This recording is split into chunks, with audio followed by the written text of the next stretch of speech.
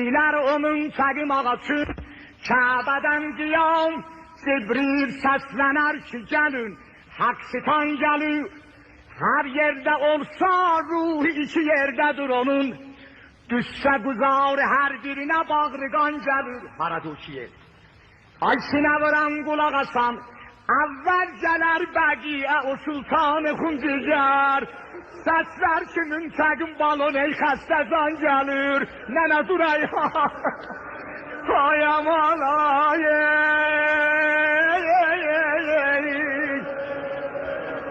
ay səslə qurma. Nənə, nənə, nənə, əziz nənə, səfalı nənə, yaralı nənə duray ağa, Güzlü məzarı edərəm indi aşikar, Hər gün səni ziyarət və şiyayan gəlir nənə. Ay aman imamım.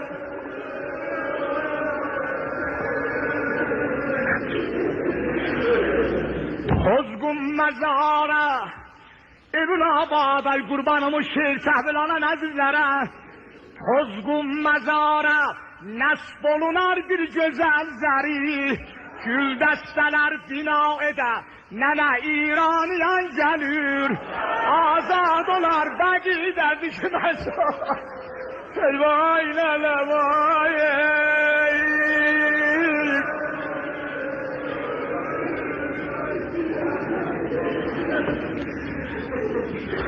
Azad olar bəqidə zikri məsaidin,